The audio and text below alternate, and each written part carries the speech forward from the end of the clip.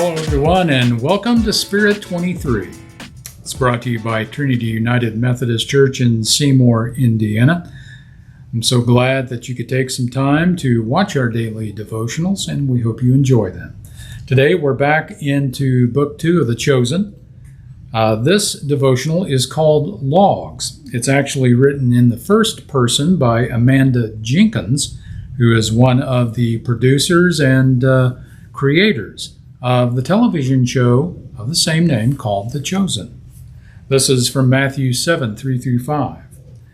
Why do you see the speck that is in your brother's eye, but not notice the log that is in your own eye?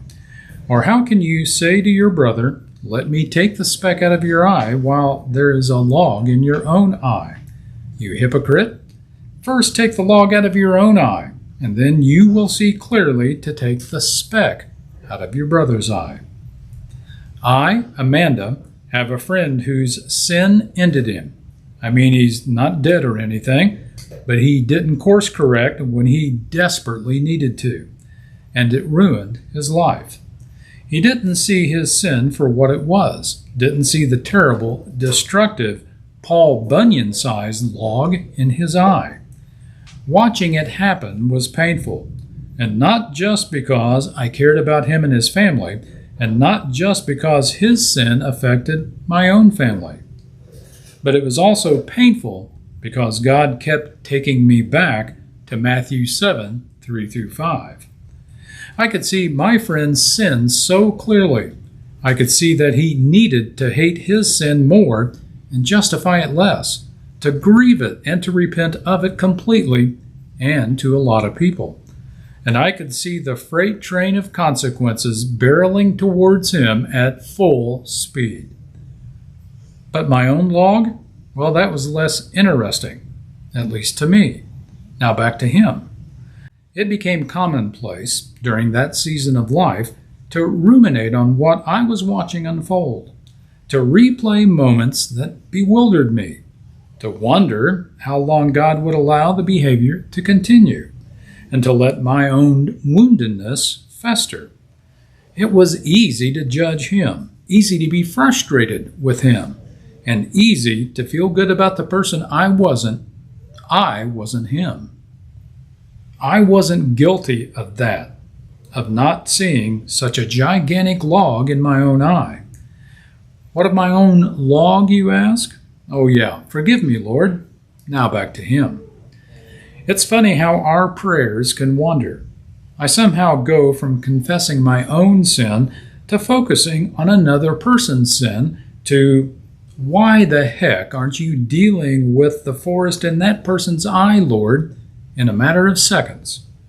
But it's also not funny at all, because the more time I spend on someone else's sin, the less time I spend repenting of my own. And then my sin remains and grows. Sin takes ground. Unlike our justifying minds would have us believe, sin doesn't stay in the corner. It's not content to feed on crumbs. Pride grows. Self-righteousness grows. Bitterness grows. Materialism and greed and vanity and jealousy and insecurity and malice. They all increase when they're allowed to stick around. Because while we minimize our own sin's impact, it's on the move. And the result is just gross. Jesus also told this parable to some who trusted in themselves that they were righteous and treated others with contempt. 2 men went up to the temple to pray, one a Pharisee and the other a tax collector.